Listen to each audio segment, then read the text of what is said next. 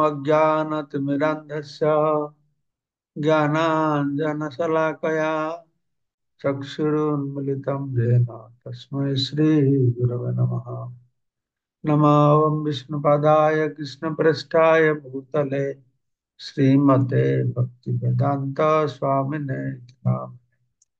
नमस्ते सारस्वती देवे गौरवाणी प्रचारिणे निर्विशेषशून्यवादी पाश्चात्योदयकारिणे वंशाकल्पतरुभ्यश्च कृपा सिन्धुभ्यैव च पतितानां पावनेभ्यो वैष्णवेभ्यो नमो नमः। आजानुलम्बितभुजौ कनकावदातौ सङ्कीर्तनैकपितरौ कमलायताक्षौ विश्वम्भरौ द्विजवरौ जगद्धर्मपालौ वन्दे जगत्प्रियकरौ करुणावतारौ चिराददत निजगुप्तवीतं स्वप्रेमनामामृतमत्तुतारम् पामरजविदतारं गौरकृष्णजनभ्यो तमहं प्रपद्ये। आनन्दलीलामय विग्रहाय हेमावतिभ्य छविसुन्दराय तस्मै महाप्रेम रसप्रदाय चैतन्यचन्द्राय नमो नमस्ते। जय श्री कृष्ण चैतन्य प्रभु नित्यानंद श्री अद्वैत गदाधर शिवासादि श्री गौर भक्त वृंद। हरे कृष्णा कृष्ण कृष्ण हरे हरे, हरे राम राम राम हरे हरे। मुखम करति बाचलम पंगुलम हयति गिरिं यत्कृपातमहं वन्दे परमानंद माधवम श्री गुरुजनतारिणम श्री चैतन्य ईश्वरम। नमः ओम विष्णुपादाय कृष्ण पृष्ठाय भूतले स्मृति जय प्रकाशम। আমরা পাঠ করে শ্রবণ করছি শ্রী চৈতন্য চরিতামৃতম থেকে। এই অধ্যায়তে চৈতন্য বৃক্ষের শাখা প্রশাখা সম্পর্কে বর্ণনা করা হয়েছে। তো কালকে আমরা শ্রবণ করেছিলাম শিবানন্দ সেন তার উপশাখা সম্পর্কে। তো সেটা কন্টিনিউ করে বলা হচ্ছে তার উপশাখারা কারা ছিল। শ্রী বল্লভ সেনার সেন শ্রীকান্ত শিবানন্দ সম্বন্ধে প্রভুর ভক্ত একান্ত। তো বল্লভ সেন আর শ্রীকান্ত সেন তারা ছিলেন শিবানন্দ সেনের উপশাখা উপশাখা। তো কেননা তারা কেবল তার ভাগিনা ছিলেন না, তারা মহাপ্রভুর ঐকান্তিক ভক্ত ছিলেন। যেহেতু শিবানন্দ সেন ভক্ত ছিলেন, সেই সম্পর্কে এরাও মহাপ্রভুর পরম ভক্ত ছিলেন। শ্রীকান্ত সেনের কথা আমরা শ্রবণ করেছিলাম যে শিবানন্দ সেনকে নিত্যানন্দ প্রভু লাথি মেরেছিল, তা মেরে দুঃখ পেয়ে কিভাবে দল ছেড়ে পুরীতে চলে গেছিলেন। সে কথা প্রভুপাদ বলছেন, পুরী যাওয়ার পথে যখন নিত্যানন্দ প্রভু শিবানন্দ সেনকে তিরস্কার করেন, শিবানন্দ সেনের দুই ভাগিনা সেই দল ত্যাগ করে জগন্নাথ পুরীতে শ্রী চৈতন্য মহাপ্রভুর কাছে গিয়ে অভিযোগ করেন। তা এই বল্লভ সেন কথা আমি জানতাম না, আমি শুধু শ্রীকান্ত কথা শুনেছি। কিন্তু বল্লভ সেন দুই ভাগিনাই চলে যায় যে মামাকে এরকম তিরস্কার করা হলো বলে। শ্রী চৈতন্য মহাপ্রভু সেই দুটি বালকের মনোভাব অনুভব করতে পেরেছিলেন ও তার সেবক গোবিন্দকে নির্দেশ দিয়েছিলেন শিবানন্দ সেন না আসা পর্যন্ত তাদের দুজনকে যেন প্রসাদ দেওয়া হয়। রথযাত্রার সময় এই দুই ভাই মুকুন্দ দত্তের কীর্তন দলে থাকতেন। রথযাত্রার সময় যে 7টা গ্রুপ করা হতো, তো মুকুন্দ দত্ত যে গ্রুপে ছিলেন সেই গ্রুপেরই থাকতেন। তো গৌর গৌণদেশ দীপিকায় বর্ণনা করা হয়েছে যে কাত্যায়নী নামক গোপী শ্রীকান্ত সেন রূপে আবির্ভূত হয়েছে। প্রভুর প্রিয় গোবিন্দানন্দ মহাভাগবত প্রভুর কীর্তনিয়া আদি শ্রী গোবিন্দ দত্ত। শ্রী চৈতন্য বৃক্ষের পঞ্চবিংশতিতম এবং ষড়বিংশতিতম শাখা আছেন গোবিন্দানন্দ আর গোবিন্দ দত্ত। প্রভুর প্রিয় গোবিন্দানন্দ খুব মহাভাগবত প্রভুর প্রিয় ছিলেন। প্রভুর কীর্তনিয়া গোবিন্দ দত্ত ছিলেন। গোবিন্দ দত্ত চৈতন্য মহাপ্রভু কীর্তনের সঙ্গী ছিলেন। আহ, গোবিন্দ দত্ত ছিলেন চৈতন্য মহাপ্রভু কীর্তন দলের মুখ্য কীর্তনিয়া। গোবিন্দ দত্ত খড়দেহের সন্নিকটে সুখচর গ্রামে আবির্ভূত হয়েছিলেন। শ্রী বিজয় দাস নাম প্রভুর আখরিয়া, প্রভুরে অনেক পুঁথি দিয়াছে লিখিয়া। আখরিয়া মানে লেখক। তো সপ্তবিংশতিতম শাখা শ্রী বিজয় দাস ছিলেন শ্রী চৈতন্য মহাপ্রভু লিপিকার অর্থাৎ লেখক। তিনি স্বহস্তে মহাপ্রভুকে অনেক পুঁথি লিখে দিয়েছিলেন। তখনকার সময় তো প্রেস ছিল না, সব গ্রন্থ হাতে লেখা হতো। হুম। তো সেই গ্রন্থের লেখা কাজটা এই বিজয় দাস শ্রী বিজয় দাস করতেন। পূর্বে ছাপাখানা ছিল না, তো মুদ্রিত আকারে গ্রন্থ ছিল না। তখন সমস্ত গ্রন্থই হাতে লেখা হতো। মূল্যবান গ্রন্থগুলি পাণ্ডুলিপির আকারে মন্দির অথবা কোনো গুরুত্বপূর্ণ স্থানে রাখা হতো। তা এবং কেউ যদি সেই গ্রন্থের বিষয়ে উৎসাহী হতেন, তাহলে তাকে হাতে লিখে নিতে হতো। বিজয় দাস ছিলেন লিপিকার এবং তিনি বহু বহু বহু গ্রন্থ হাতে লিখে চৈতন্য মহাপ্রভুকে দিয়েছেন। তো একটা মেন গ্রন্থ লেখা হলো, এক জায়গায় রাখা হতো, সেই গ্রন্থ আর কোথায় যাবে না। যারা পড়তে চায় তারা লেখে সেখানে বসে লেখে নিয়ে যাবে। যায় না, তখনকার সময় কাগজ কলম লেখছিল নাকি, তার আগে তো কাগজ কলমও ছিল না মনে হয়। তখন কি ছিল, তাল পাতা। তাল পাতার লেখন ছিল, লোহার একটা পিনের মতন তাল পাতা কেটে কেটে লেখছে। তা আমরা শুনেছি যে ভুজপত্রতে কাঠি দিয়ে ইঙ্ক দিয়ে ভুজপত্রতে লেখে ভুজপত্র। এই লেখা জিনিসটা অত গুরুত্বপূর্ণ। আগে তো লেখাই লেখা, হাত লেখা লেখা হবে। এখন মানুষ আস্তে আস্তে এই লেখার উপরে গুরুত্ব দিচ্ছে না, পড়ে তো মনে রাখছে না, লেখছেও না। লেখাটা মানুষকে খুব সাহায্য করতো। এখন তো আস্তে আস্তে আমি আমেরিকা গেছিলাম, ভক্তরা বলছে মহারাজ আমি যে গীতার লেখন কথা প্রচার করছি, তো তো যে মহারাজের খুব ভালো প্রোগ্রাম, কেন আমাদের বাচ্চারা আর হ্যান্ড রাইটিং লেখাই ভুলে যাচ্ছে। কেননা এখন তো লেখা দিয়ে হাত কাগজ কলম কিছু হচ্ছে না, বেশি কাজ সব কম্পিউটার দিয়ে, স্মার্টফোন দিয়ে, শুধু সেইগুলো টিপছে, টিপে টিপে আস্তে লেখার অভ্যাস শেষ হয়ে যাচ্ছে। কে জানে 40-50 বছর পরে এখন তার সিগনেচারটাও ডিজিটাল হয়ে গেছে, সবকিছু হয়ে যাচ্ছে, হয়তো লেখা জিনিসটা আর থাকবেই না, হয়তো তখন কাগজ কলমের বিজনেসই থাকবে না। পেপারলেস ট্রানজাকশন, আমাদের যেরকম পেপারলেস সবকিছু করতে চেষ্টা করছে। যাই হোক, কালের প্রভাবে সব পরিবর্তন হবে। তাই নিয়ে এই লেখাটা খুব গুরুত্বপূর্ণ। আপনারা সবাই এই গীতার লেখন কার্যক্রমটা শুরু করুন। নিজে হাত দিয়ে গীতা লেখুন, তো অপরকে গীতার লেখা। ঠিক আছে। রত্নবাহু বলি প্রভু থইল তার নাম, অকিঞ্চন প্রভুর প্রিয় কৃষ্ণ দাস নাম। চৈতন্য মহাপ্রভু বিজয় দেশের নাম রেখেছিলেন রত্নবাহু। শ্রী বিজয় দাস যে মহাপ্রভু লেখা কাজ করতেন, লিপিকার ছিলেন, মহাপ্রভু তার নাম দিয়েছিল রত্নবাহু। পরমানন্দকে নাম দিয়েছিলেন পুরী দাস। তারপর হলো কবিকর্ণ, শ্রী বিজয় যা হলো রত্নবাহু। কেননা তিনি হাতে লেখে বহু গ্রন্থ তাকে দিয়েছিলেন। বাহু, হাত মানে বাহু, বাহু মানে হাত।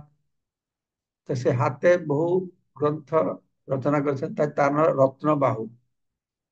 অষ্টবিংশতিতম শাখা কৃষ্ণদাস ছিলেন শ্রী চৈতন্য মহাপ্রভুর অত্যন্ত প্রিয়। তিনি অকিঞ্চন কৃষ্ণদাস নামে পরিচিত ছিলেন। অকিঞ্চন শব্দটির অর্থ হচ্ছে এই জগতে যার কোনো সহায় সম্বল নেই। অনেক কিছু থাকলেও এই সমস্ত সহায়টা আমার জীবনে আসল সহায় নয়। কৃষ্ণ একমাত্র আমার সহায়। এটাকে যে বুঝতে পেরেছে সে হচ্ছে অকিঞ্চন।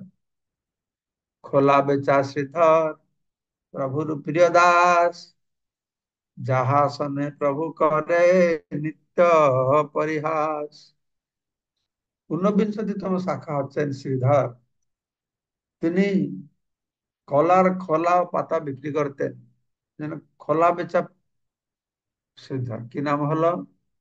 হ্যাঁ, তার নাম হলো খোলা বেচা। কলা বেচা শ্রীধর, আমার সবাই বলে কলা বেচা শ্রীধর। এটা কলা বেচা শ্রীধর নাই, খোলা বেচা। খোলা বেচা শ্রীধর। তিনি ওই কলা কলা গাছের খোলাটা আর পাতাটা বিক্রি করতেন। তিনি ছিলেন শ্রী চৈতন্য মহাপ্রভু অত্যন্ত প্রিয় সেবক। শ্রী চৈতন্য মহাপ্রভু তার সঙ্গে সবসময় নানা রকম পরিহাস করতেন, অর্থাৎ যখন খোলা পাতা খরিদ করতে যেতেন তার সঙ্গে পরিহাস হতো, পরিহাস ও ঝগড়া হতো। তখন বলা হয় যে শ্রীধর ছিলেন অত্যন্ত দরিদ্র ব্রাহ্মণ। তিনি কলা গাছের বাকল দিয়ে খোলা তৈরি করে সেগুলো বিক্রি করে জীবিকা নির্বাহ করতেন। মানে কত গরিব ছিল। হ্যাঁ, তো গুরু মহারাজ বলছেন তার বিজনেস কি ছিল না, খোলা আর কলা পাতা। তো তখন কি এখনো বেঙ্গলের সবার বাড়িতে কলা গাছ, তার কতটা গ্রাহক পাবে ও? কতটা বড় বিজনেস হবে?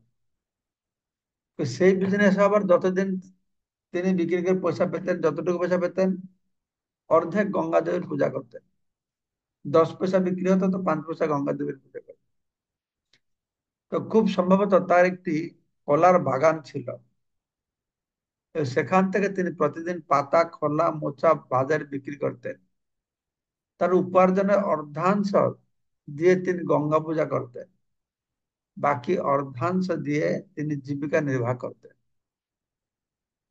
এই হচ্ছে গৃহস্থ জীবন, আদর্শ গৃহস্থ জীবন।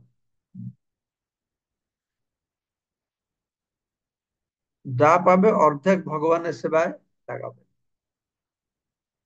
তো কেউ যদি 20,000 টাকা পাচ্ছে, সে চিন্তা করবে এই 10,000 টাকা আমি দিয়ে দেবো, 10,000 টাকা সংসার চলবে কি করে? এটা হবে, এটা স্বাভাবিক হবে। কিন্তু সে যদি মনে করে আমি না 20,000 টাকা পাচ্ছি, কেউ তো লোক আছে 10,000 টাকা পাচ্ছে, তাতে সংসার চালাচ্ছে, তাহলে সে যদি 10,000 টাকা সংসার চালাতে পারবে, তাহলে আমি 10,000 টাকা সংসার চালাতে পারবো না কেন?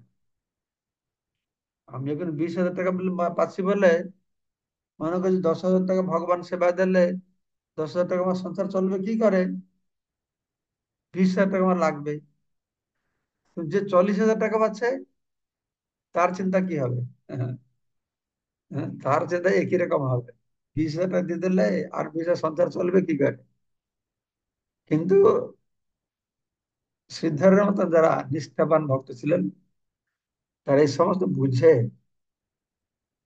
যে যতটুকু পাবো তাতে সংসার চলবে, এই নিষ্ঠা ছিল। তাই তিনি আদর্শ গৃহস্থ ছিলেন। যা কিছু পাচ্ছিলেন 50% সোহা। তারপরে সনাতন গোস্বামী, রূপ গোস্বামী তারা আসলো। তারা করলো ঠিক আছে, 50% না দিতে পারবে 25%। সনাতন গোস্বামী যার ধন ছিল সে 4 ভাগ করেছিলেন। আত্মীয় স্বজন জন্য রেখেছিলেন, নিজের জন্য রিজার্ভ রেখেছিলেন। আরো 25%, 50% থেকে 25% হয়ে গেল।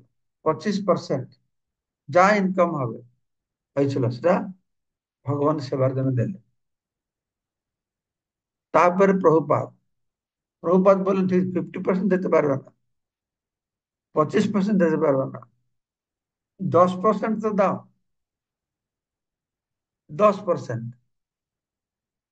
যদি তুমি 40,000 টাকা পাচ্ছ, তাহলে 4,000 টাকা মাসে দিতে হবে। 4,000 টাকা, বাপরে বাপ, অনেক বিরাট ব্যাপার। মানুষ 4,000 টাকা দিতে চায় না। হ্যাঁ, 1 লাখ টাকা দিকে ভাই, 10,000 টাকা মাসে চায় না। কিন্তু আমাদের কিছু কিছু মন্দির আছে বোম্বেতে, ছিল রাধানাথ স্বামী মহারাজ শিষ্যরা রয়েছে, তারা একদম নিষ্ঠা করে, চাকরির মাইনে পেলেই 10% তারা ভগবান প্রচারের জন্য দিয়ে দেবে। এরকম কিছু কিছু গৃহস্থ আছে, নিষ্ঠাবান গৃহস্থ আছে, আদর্শ গৃহস্থ আছে। তো সেই শিক্ষা আমরা পাচ্ছি। ভগবান তো বলছেন যে ভক্তি জীবনে উন্নতি করতে হলে প্রথম সোপান হচ্ছে, প্রথমটা কি না, নিজের অর্জিত ধন প্রতি আসক্তি ত্যাগ কর। ফার্স্ট স্টেপ এটা। ভগবত গীতার শুরু হচ্ছে সেখান থেকে, যে নিজের যে অর্জিত, বহু পরিশ্রম দ্বারা অর্জিত ধনের প্রতি অনাসক্ত হওয়া। তো সেটা 10% থেকে আমরা শুরু করতে পারি। 10% থেকে আমরা দিলে ভগবান বাণী প্রচারের জন্য আমাদের বিরাট কিছু লস হবে না। তো আমাদের ভক্তরা, অনেক ভক্ত, সবাই নয়, হয়তো তাদের মাইনা থেকে ভাগ্যের 10% মেপে দিচ্ছে না, কেউ ব্যবহার করছে। যেরকম গীতা স্পন্সর করছে, ভাগবত স্পন্সর করছে, বৈষ্ণব ভোজন দিচ্ছে, তো এইরকম হয়ে যাচ্ছে। 10% কি, অনেক 10% বেশি হতে দিচ্ছে। তো সেভাবে একটা সুন্দর সিস্টেম ছিল, প্রভুপাত করে গিয়েছেন। তো এই সিদ্ধার কি করতেন না, অর্ধেক, হ্যাঁ, অর্ধাংশ অর্ধাংশ গঙ্গা পূজা করতেন, বাকি অর্ধাংশ জীবিকা নির্বাহ করতেন। চৈতন্য মহাপ্রভু যখন কাজীর বিরুদ্ধে আইন অমান্য আন্দোলন করেন, তখন শ্রীধর আনন্দে মগ্ন নৃত্য করেছিলেন। কাজীও সেখানে গিয়েছিলেন, হ্যাঁ, আনন্দ পেয়েছিলেন। কাজী দমনের পর শ্রী চৈতন্য মহাপ্রভু সন্ন্যাস গ্রহণের পূর্বে শ্রীধর চৈতন্য মহাপ্রভুকে রান্না করে খাওয়ানোর জন্য সচি মাতাকে একটি লাউ দিয়েছিলেন। মহাপ্রভু যেদিন সন্ন্যাস নেবে তার আগের দিনে লাউ নিয়ে এসেছে, আরেকজন দুধ নিয়ে এসেছে। মহাপ্রভু মনে মনে চিন্তা করছেন, তো আমি তো চলে যাবো, লাউ কে খাবে? বাংলায় আছে না, সাদের লাউ বানাইলো বৈরাগী। হ্যাঁ, বাংলায় বলে লাউ খেয়ে ভগবান বৈরাগী হয়েছিলেন চৈতন্য মহাপ্রভু। এই সাদের লাউ বানাইলো বৈরাগী হতে বলে সেজন নাকি। তারপরে মহাপ্রভু আরো অনেক সুন্দর সিদ্ধের সঙ্গে লীলা আছে। সিদ্ধের কি করে মহাপ্রভু ডেকে তাকে তার বৈভব ঐশ্বর্য দর্শন করেছিলেন। ফের কাজী সংকীর্তনের পরে মহাপ্রভু সিদ্ধের বাড়িতে গিয়ে সিদ্ধের লোটা থেকে জল পান করেছিলেন। সুন্দর সুন্দর বহু লীলা আছে। শ্রীধর ছিলেন বৃন্দাবনের কুসুমাসব নামক এক গোপ বালক। কুসুমাসব কবি কর্ণপুর তার গৌরগণদেশ দীপিকা বর্ণনা করেছেন, খোলা বেচা তয়া খ্যাত পণ্ডিত শ্রীধর দ্বিজ आसित ब्रजे हास्य करो जो नमना कुसुमासव। কৃষ্ণ লীলার কুসুমাসভা নামক এক গোপ বালক নবদ্বীপে চৈতন্য লীলায় খোলা বেচা শ্রীধর বেচা। তো একজন তো হাস্যরসাত্মক ছিল, একটা, তার নামটা কি, কৃষ্ণ মধুমঙ্গল। আমি তো এই মধুমঙ্গল, কেন অন্য শাস্ত্রে এই কুসুমাসভার কথা বর্ণনা করা হয় যে আনন্দ বৃন্দাবন চম্পুতে, তো আমি চলো এই কুসুমাসভা আছে মধুমঙ্গল। যেখানে লেখা আছে কুসুমাসভা, মধুমঙ্গল তো ব্রাহ্মণ ছিল,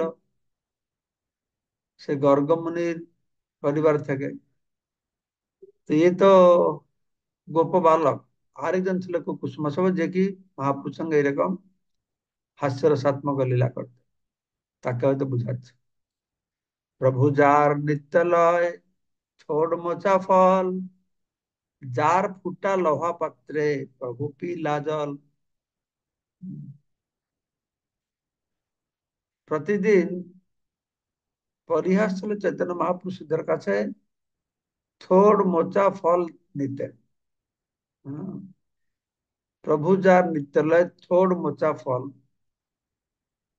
আর তিনি ভাঙ্গা লৌহপত্র থেকে জলপান করেছিলেন। নগর সঙ্গীত বলেন না, নগর সঙ্গীত পরে মনে হয় ওনার বাড়িতে গিয়ে ভাঙ্গা পাত্র থেকে জল পান করেছিলেন। প্রভুর অতি প্রিয় দাস ভগবান পণ্ডিত, যার দেহে কৃষ্ণ পূর্বে হইলা অধিষ্ঠিত। 63তম শাখা হচ্ছেন শ্রী ভগবান পণ্ডিত।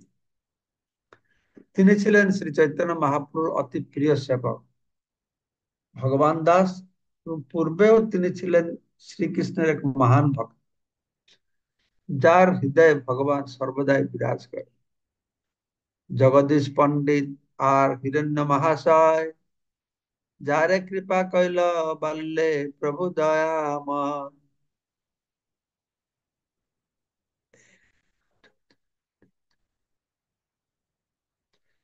31তম শাখা হচ্ছেন জগদীশ পণ্ডিত, 34তম শাখা হচ্ছেন হিরণ্য পণ্ডিত, যাদের চৈতন্যবাবু শৈশবে তার অহেতুক প্রদান করেছিল।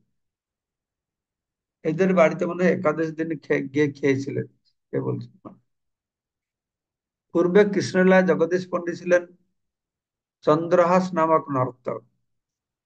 হিরণ্য পণ্ডিত সম্বন্ধে বলা হয়েছে যে একসময় নিত্যানন্দ প্রভু বহু অলংকারে ভূষিত হয় তার গৃহে বাস করছিলেন।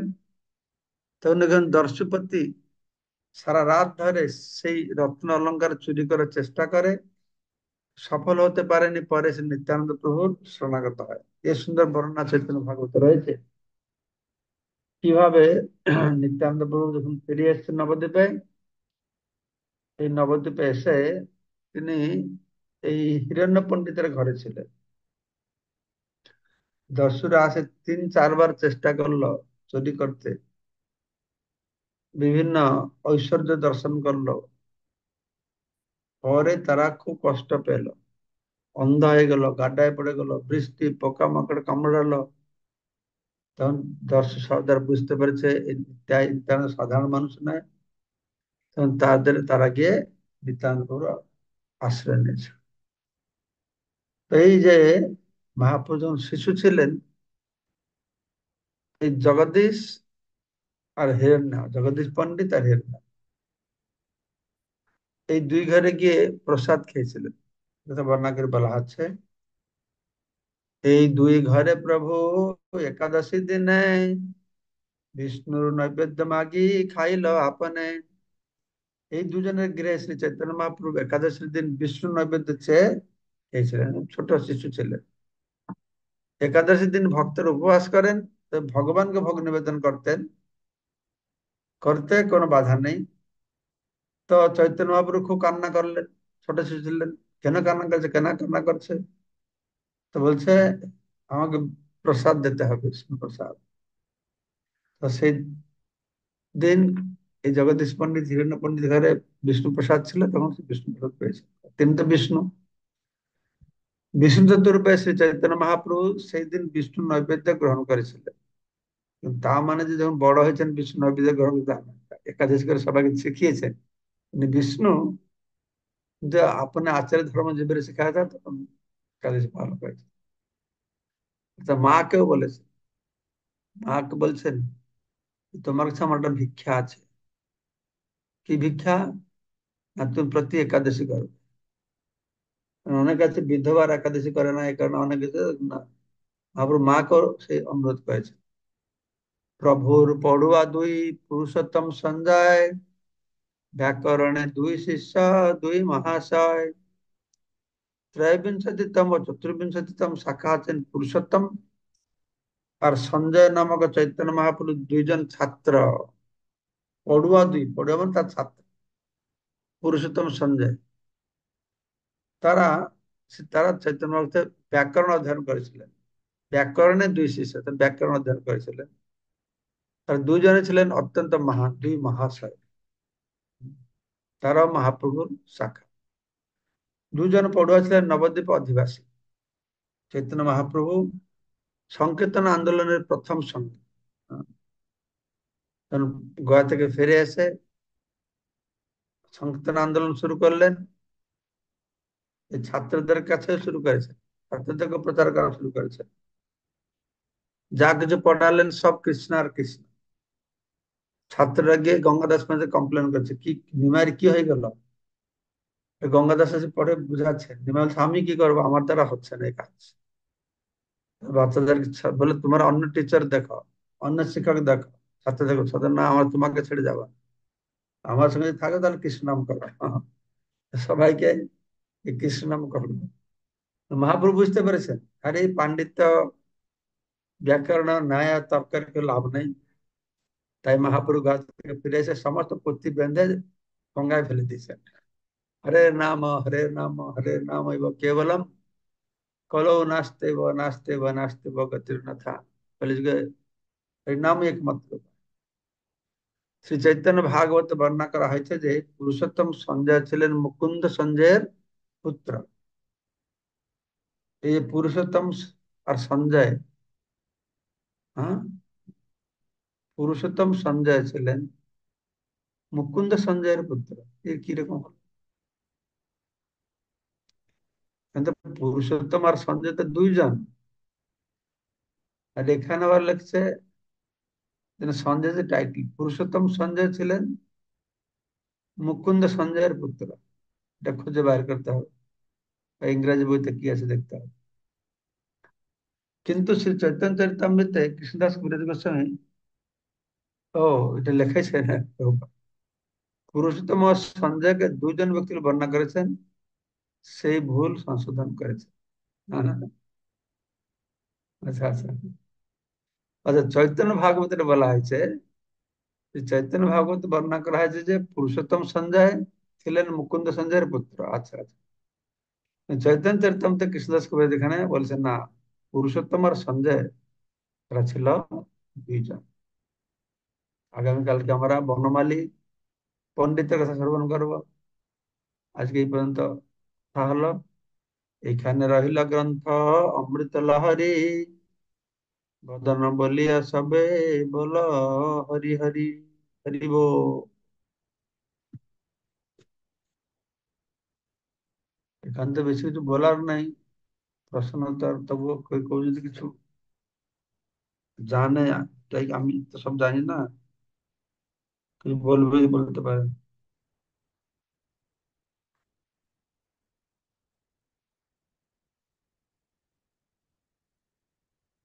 বলুন।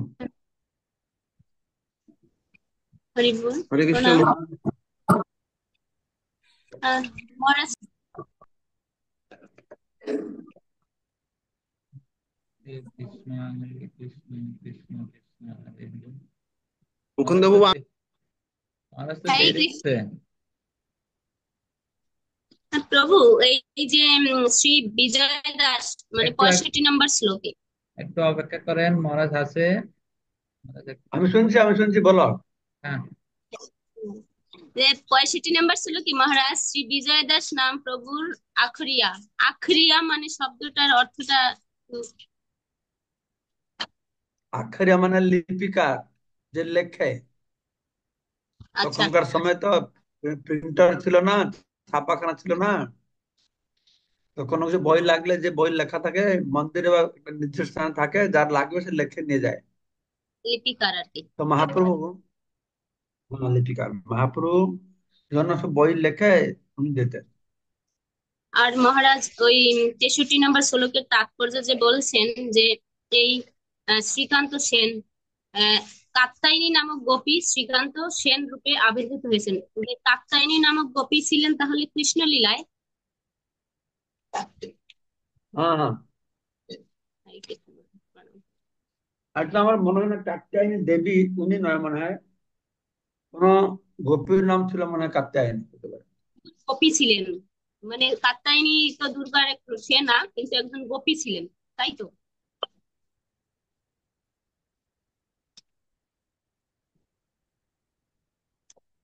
নেক্সট তোমাল শ্যাম প্রভু। হরে কৃষ্ণ মহারাজ, শ্রী চরণে প্রণাম আপনার।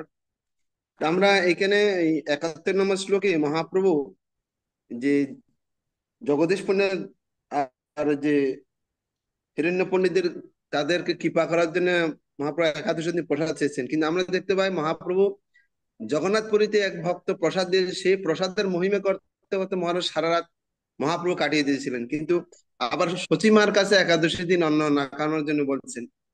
যে মহাপ্রভু এই তো জগতের শিক্ষার জন্য তিনি করেছেন, কিন্তু এখান থেকে আবার আমরা যে একটু পরস্পর একটু কন্ট্রাডিকশন বিষয় হয়ে একটু কৃপা করে একটু বুঝিয়ে বলবেন। মহাপ্রভু যখন ছোট শিশু ছিলেন, এমনি একাদশী 5 বছর বয়স থেকে একাদশী শুরু করতে হয়, 5 বছর থেকে 80 বছর পর্যন্ত। মহাপ্রভু শিশু ছিলেন তখন একদিন কান্না করছে, কান্না করে বলছে ওই ঘরে প্রসাদ খেতে হবে। তো মহাপ্রভু তো বিষ্ণু, মহাপ্রভু যেরকম ভক্ত হিসাবে সবাইকে শিখাচ্ছেন একাদশী করো, সেই রকম তিনি শিখাচ্ছেন যে বিষ্ণুকে কোনোদিন একাদশী করতে হয় না। ঠিক আছে, ওকে, নেক্সট বিদ্যুৎ প্রভু।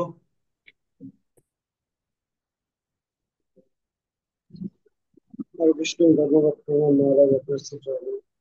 মহারাজ 62 নম্বর শ্লোকে এখানে বলা হচ্ছে গৌর গণোদ্দেশ দীপিকায় উল্লেখ করা হয়েছে যে দক্ষ ও বিচক্ষণ নামে কৃষ্ণ লীলার দুটি সুখ কবি কর্ণপুরের জ্যেষ্ঠ ভ্রাতা চৈতন্য দাস ও রামদাস রূপে আবির্ভূত হয়েছিল। এই যে কৃষ্ণ লীলায় দুইটি সুখ, ওই সুখ শব্দের অর্থ কি? মানে সুখকে এই সুখ পাখি, সুখ পাখি? পাখি, সুখ সারি, ও, ও, আচ্ছা আচ্ছা,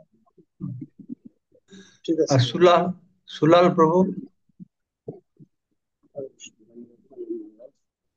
হরে কৃষ্ণ মহারাজ, আপনার শ্রীচরণে দণ্ডবত জানিয়ে আমার যেটা জানার বিষয়, এই যে শ্রীধর খোলা বেচার ব্যাপারে বলা হচ্ছে, তার জীবনের অর্ধেক আয়ের অংশ সে শ্রীধর খোলা বেচা উনি স্বয়ং ভগবানের সান্নিধ্য লাভ করেও তিনি তার জীবনের আয়ের অর্ধাংশ ভগবানের জন্য ইয়ে না করে করছে গঙ্গা দেবীর জন্য।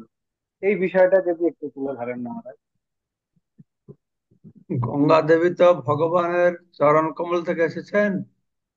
হ্যাঁ, তো গঙ্গা দেবীর সেবা করা মানে ভগবানের সেবা করা, যেহেতু গঙ্গা দেবী, গঙ্গা আর তুলসী দুইজন এই ধরিত্রীর উপরে সবথেকে নিষ্ঠাবান ভক্ত, তারা ভগবান রেখে দিয়েছেন। গঙ্গা তুলসী সেবা করলেই ভগবত ভক্তি হবে, বুঝেছেন? আর ঠিক। তিনি তো গঙ্গা পূজা করতেন না, ধনম দেই জনম দেই যশম দেই জনম, ঠিক না? তার জন্য তো করতেন না, ধন জন যশ তো করতেন না, আর নেইও, ছিল না। তো সেই জন্যই তিনি গঙ্গা পূজা করতেন বিষ্ণু ভক্তি ভাব নিয়ে, ঠিক হবে না? অসংখ্য ধন্যবাদ। তারপরে কুমুদবন কানাই দাস।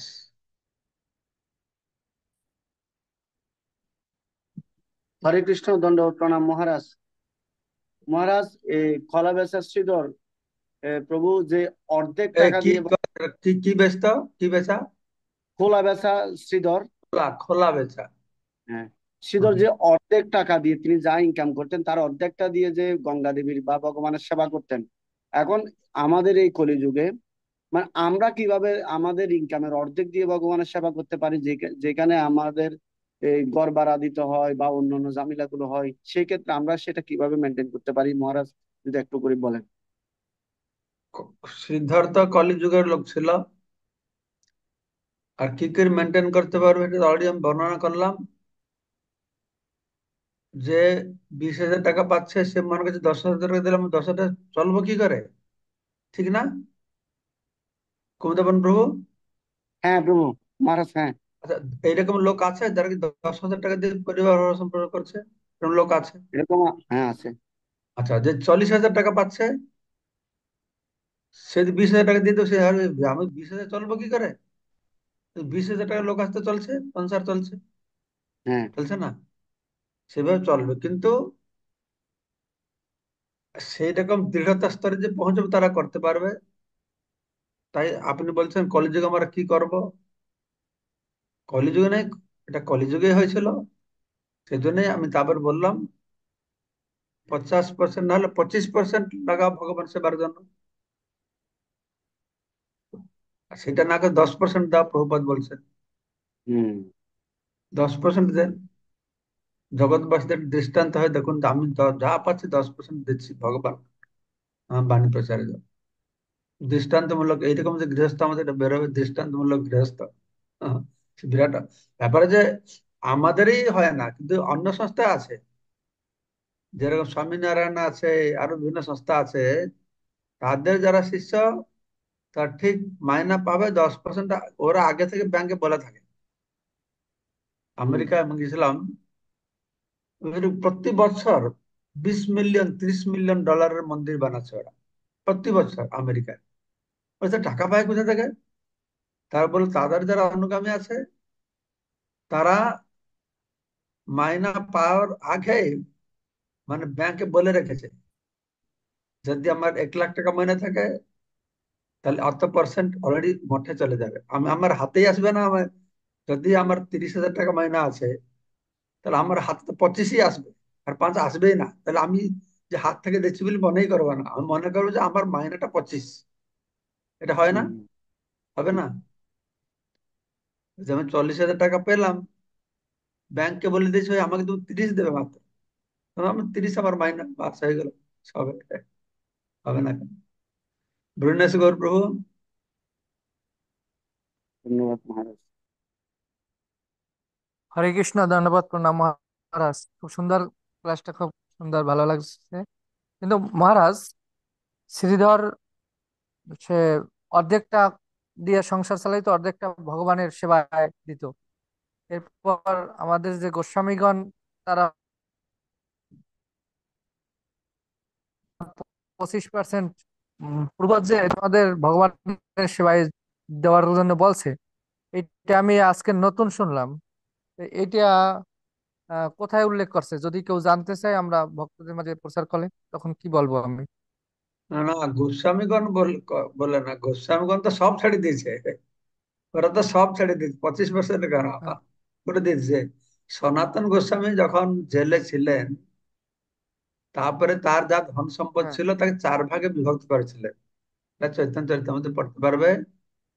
যখন সে কয়েদি খান থেকে বেরিয়ে গেলেন, সেই সম্পদটাকে সনাতন গোস্বামী না রূপ গোস্বামী ভাগ ভাগ করে রেখে দিয়ে গেছিলেন। রূপ গোস্বামী মনে হয় ভাগ করে রেখে গেছিলেন, কিছু তার পরিবার জন্য, কিছু ইমার্জেন্সির জন্য, কিছু ভগবান সেবার জন্য, এরকম করে ভাগ করেছিলেন।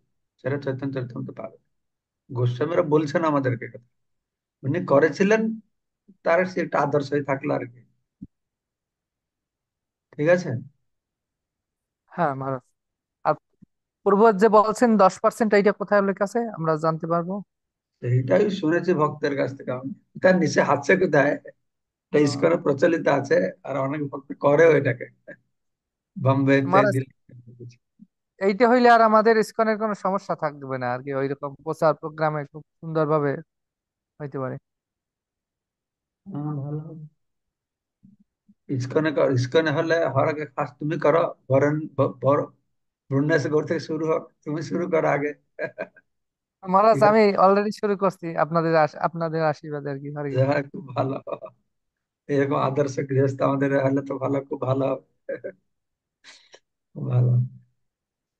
হ্যাঁ, তারপরে আমাদের গৃহস্থরা যা মাইনা পাবে, মাইনা থেকে 10% দেয়, সেটা তো বিরাট একটা স্যাক্রিফাইস। কিন্তু তাছাড়া আমাদের অনেক গৃহস্থরা আছে, তারা প্রচুর ইস্কনকে দিচ্ছে, দিচ্ছে না তা না। আর ইস্কনটা চলছে কিভাবে? গৃহস্থদের টাকায় তো চলছে, কর্মচারী তার টাকা ইনকাম করে না।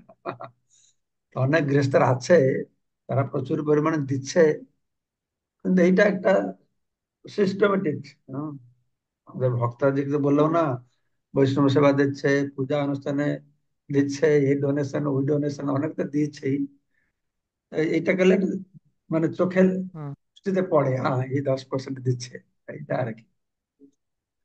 সুভাষিনী মাতাজি বললো। কৃষ্ণ ধন্যবাদ, প্রণাম মহারাজ আপনার শ্রী চরণে। অমৃতময় চৈতন্য চরিতামৃত ক্লাস খুবই সুন্দর। আপনাকে ধন্যবাদ। সকলের চরণে প্রণাম। মহারাজ, আমার যে প্রশ্নগুলো ছিল পুরোপুরা করে দিয়েছেন, আপনি সুন্দর উত্তর দিয়েছেন। মহারাজ, যে গত দিনের যে একটা প্রশ্ন মঙ্গলময় প্রভু বলেছিলেন শ্রীমদ্ ভাগবত গীতার বিষাদ যোগের বা 21 নম্বর শ্লোকে অর্জুন ভগবানকে বলেছেন, হে অচ্যুত, তুমি উভয় পক্ষের সৈন্যদের মাঝখানে আমার রথ স্থাপন করো, যাতে আমি দেখতে পারি যুদ্ধে করার অভিলাষী হয়ে কারা এখানে এসেছে এবং এই মহাসংগ্রামে আমাকে কাদের সঙ্গে যুদ্ধ করতে হবে। তা শিলা প্রভুপাদ এখানে খুব সুন্দর উত্তরটা দিয়ে দিয়েছেন যে যদিও শ্রীকৃষ্ণ হচ্ছেন পরমেশ্বর ভগবান, তবুও তিনি অহৈতুকী কৃপা বশে তার প্রিয় সখা অর্জুনের রথের সারথি হয়ে তার সেবা করছেন। ভক্তের প্রতি করুণা প্রদর্শনে ভগবান কখনো চ্যুত হন না, তাই তাকে এখানে অচ্যুত বলে সম্বোধন করা হয়েছে। এখানে স্পষ্ট বলে দিয়েছেন যে ওনার অনেক করুণা আছে, ভগবানের করুণার থেকে চ্যুত হন না, এর জন্য ওনাকে অচ্যুত বলা হয়। যে প্রশ্নটা গতদিন আমরা উনি উনি বলছিলেন, কেউ প্রশ্ন করেছেন এটা কেন অচ্যুত বলা হয়। তা এইখানে অর্জুন হরে তো কৃষ্ণ নিশ্চয়ই মাতাজি। জানেন যে ভগবান শ্রীকৃষ্ণ এত হরি বল মাতাজি। করুণাময় যে মাতাজি আপনার প্রশ্নটা করুন মাতাজি। না না, মাতা যেটা আহ, ভালো পয়েন্ট তুলেছে, সেটা আমি কালকেও বলেছিলাম মঙ্গলময় প্রভুকে। প্রভুপাদ এরকম সারা গীতাতে ঋষিকেশ কেন এখানে ঋষিকেশ, মানে সেই পরিপ্রেক্ষিতে কেন সেটা ব্যবহার করা হয়েছে, মানে জেনারেল সেন্স একটা পৃথা, কেন পৃথা পুত্র বলেছে। এই পৃথা পুত্র বলে ভগবান কৃষ্ণ কি উম মনে করে দিয়েছেন, এটা প্রতিটা নামের এরকম ওই তাৎপর্য প্রভুপাদ বর্ণনা করেছে। এটা ভালো পয়েন্ট একটা মাতাজি উল্লেখ করলো, তো সবার জানা হলো। আর মঙ্গলময় প্রভু সেটা উত্তর পেলেন, এটা ভালো জিনিস। এরকম আর সারা সারা গীতাতে প্রত্যেকটা নামের এরকম আছে। এই এই অচ্যুতটা সেই মুহূর্তে, অচ্যুত শব্দের অনেক অর্থ আছে, তো সেই পরিপ্রেক্ষিতে এটা কেন ব্যবহার করেছে সেটা আমাদের আচার্যরা বলছেন তাদের অনুভূতি থেকে। ভালো, ধন্যবাদ, ভালো পয়েন্ট একটা। ঠিক আছে, তাহলে হরে সবাই কৃষ্ণ, প্রশ্ন। কোটি কোটি প্রণাম আপনার শ্রীচরণে। বিদ্যুৎ প্রভু কিছু বলবেন নাকি? আবার হাত তুলেছেন, নেই? হরে কৃষ্ণ, ধন্যবাদ প্রণাম মহারাজ।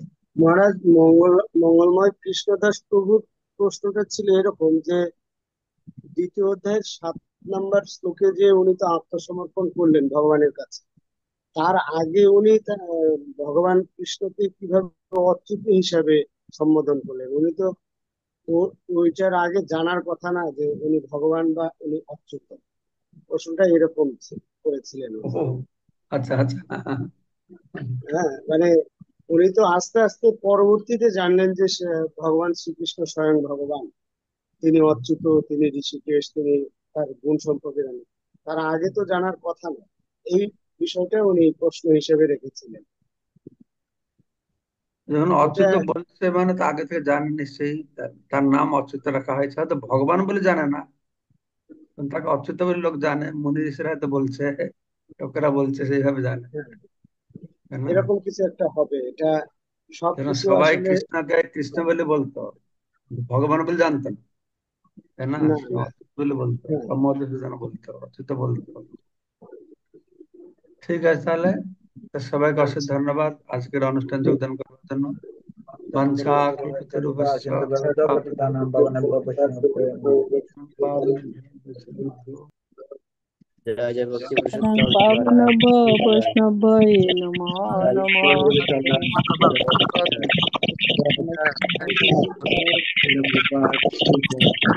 জয়।